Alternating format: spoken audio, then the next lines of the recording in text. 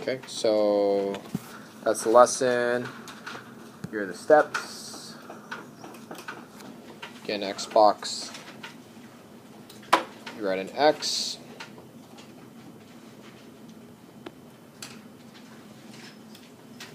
A times C on the top, B on the bottom, figure out your factors, and then you write your fractions. Okay, so here we go. Number 1. Watch me do this, okay? Here we go. So first thing I'm going to do is figure out what's my A, B, and C. So my A is equal to 4. B is equal to negative 16. C is equal to 15. Okay, that's the first 3 things that we, first 3 numbers we need to look at. Then we start our X box.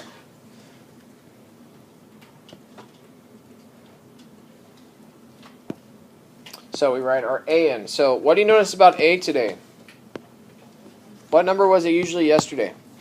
1, right? Today it's going to be a different number. It's going to be 4. So it's a little bit harder in the sense that, well, it's not going to be harder, but it's going to be a little different. It's not always going to be 1, so don't just assume to put 1 there. Then we do A times C. So now we have to do 4 times 15 on top, which is 60. So this is where it gets a little harder, is that we're dealing with bigger numbers. B is negative 16. So once you do this for a while, though, you can do this one in your head. So continuing on, we figure out the factors, just like yesterday. So we have to figure out what multiplies to be positive 60 and equals to negative 16. So since we have a negative 16, and we know it's a product, it's going to be positive 60, we know that we're going to multiply negative times the negative. So let's just work with negatives. Negative 1 times negative 60. Negative 2 times negative 30. Negative 3 times negative 20. Negative 4 times negative 15, negative 5 times negative 12, negative 6 times negative 10, right? So we have all of these factors. Now, which of them are going to add up to negative 16? Well, I look at the bottom. Negative 6 times negative 10 is negative 16. So this will be the 2 factors that are going to be included as the correct solution. So we're going to put negative 6 now over here and negative 10 over here, just like last night. Okay, this is normal. Now this is the different part. Okay, watch carefully. We have 2 fractions. We have 4/6 and 4/10. Now looking at each of these fractions, let's start with the first one. Can anything go into 4 and 6? Can we reduce this? Yeah. Yes or no? Yeah, we could reduce this. We know we could reduce it by 2, so 4 divided by 2 is 2. Negative 6 divided by 2 is negative 3. So that's the first fraction. Then we have 4/10. Again, you could reduce by 2, so it's going to be 2 over negative 5. So this is my second fraction, okay? So now we reduce it just like yesterday. We figure out what is the square root of a squared. Well, it's just a, so it's going to be 2a minus 3 times 2a minus 5. Okay, so in this example, what we really did today is we were able to reduce the fractions. So these bigger ones, don't be afraid of them just because they're bigger numbers. They're really not that hard once you get used to seeing the patterns within the numbers. Okay, so that's your answer for number 1. Again, going through the steps, first thing I did was identify the coefficients a, b, and c. Second thing, I created an X box, plug in a times c, and b. Third thing, I'm finding the positive and negative factors of 60, which is just negative factors, and they're going to add up to negative 16. We know this is my combination. Then I plug them in as fractions, simplify the fractions, and I wrote my answer. Pretty easy, right? Okay, number 2. I'll go quickly. Just watch carefully. A is equal to 7. B is equal to 24. C is equal to 9. Okay, so we got our X box now. A is 7, so we put 7 and 7 here. A times C is 63. B is 24. We're dealing with only positive numbers, so I'm just going to think positive numbers. So we got 63 is going to be 1 times 63. Oh, sorry. 2 doesn't work. Let's try 3. 3 times 21. 4 doesn't work. 5. And then 6 times 9, right?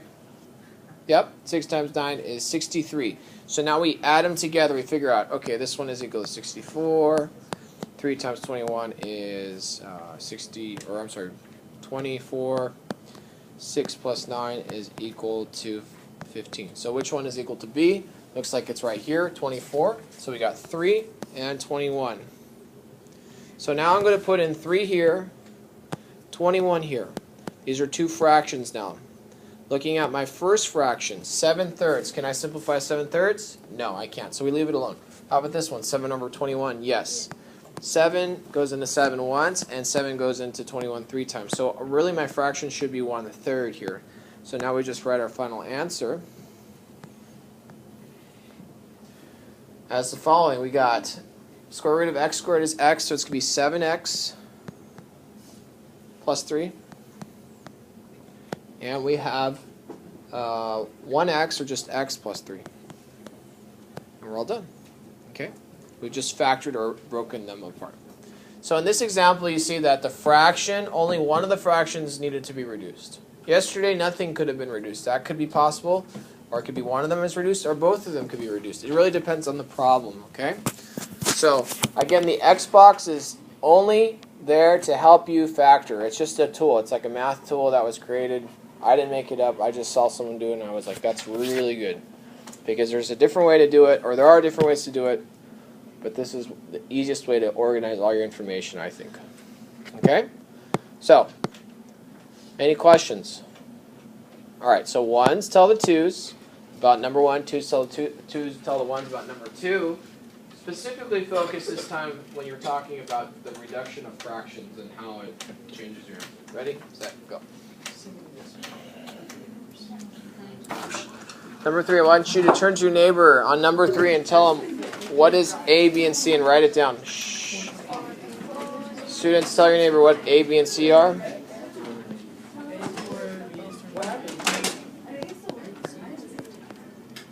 Students, we're working right now on A, B, and C, right? Samantha.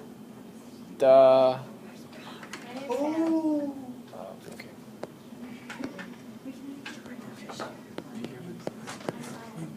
Someone broke it. It's still good, though. You can still use the good part. We're all out of new ones. Sorry. Okay. Then there's X box here.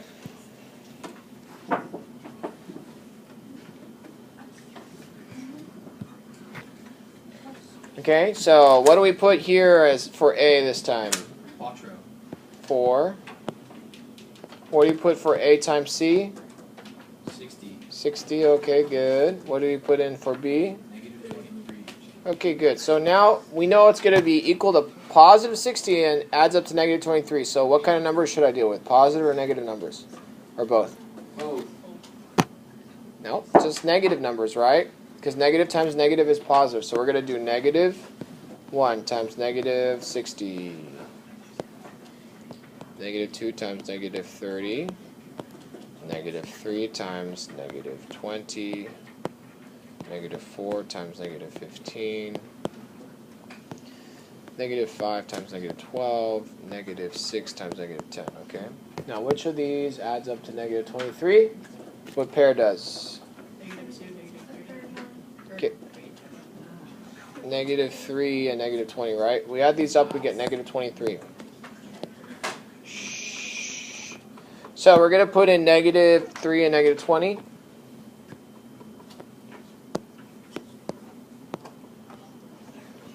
And box them. Okay, so 4 over negative 3, is that equal, or can we simplify that fraction? Now what about 4 over negative 20? Yes. What does that simplify to? -1 over -5. Good. Thank you for being specific. 1 over negative 5, right? So now we're going to write our final answers on our boards. So why don't you do that? I'll give you about 10-15 seconds to do that. Ready, set, go. Okay, so in this example, we only simplified one of the fractions. So all you have to do is just put 4 times, what's the letter we're dealing with? X minus 3 times the quantity of x minus 5.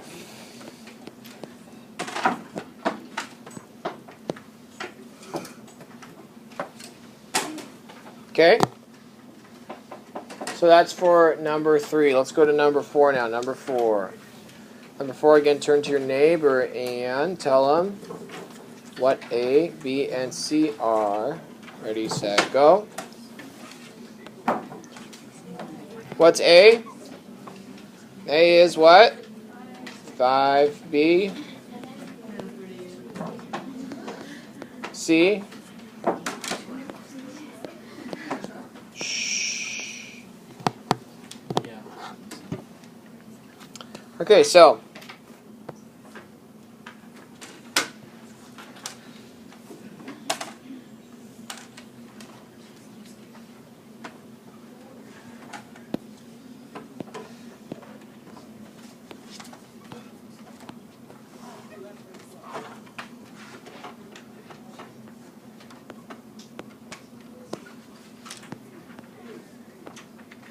just set up your Xbox like so, right? Because 5 times 21 is 105. Now you're like, oh, that's a huge number. Well, it's not too bad once you start breaking it down.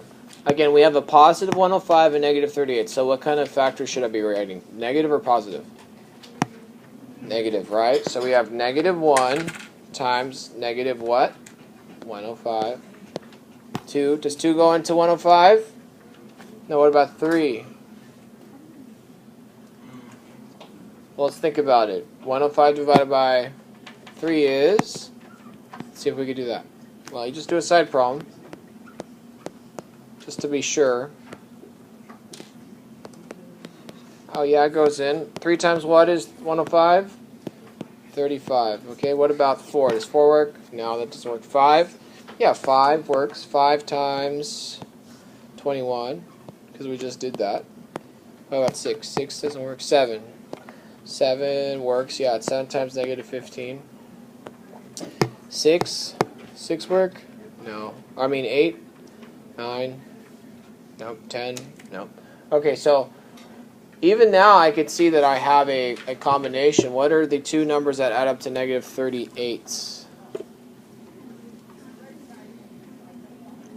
second one. Yeah, the second one, right? Negative 3 and negative 35, right? These two together is negative 38. So I'm going to put in negative 3 and negative 35.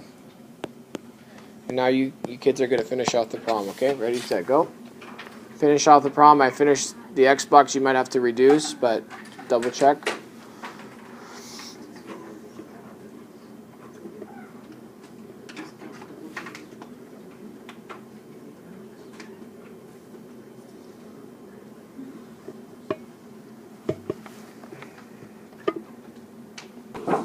C is negative 2. Good.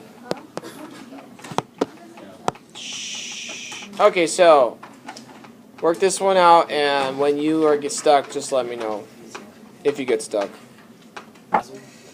Okay, so we got 4 and 4 here. 8 times C is negative 8, and then we have negative 13. So we have a negative 8, so we have to multiply a positive times a negative. So we got positive 1 times negative 8, positive 2 times negative 4, positive 4 times negative 2, positive 8 times negative 1. Which of those adds up to negative 13? What? Yeah. Are you sure? Try again. Maybe we shouldn't, because it's not working. Does it work? Can we find anything that adds up to negative 13? No. No. So since this is, we can't work the Xbox out. We can't factor this. This is not factorable. So on your answer, you just write not factorable.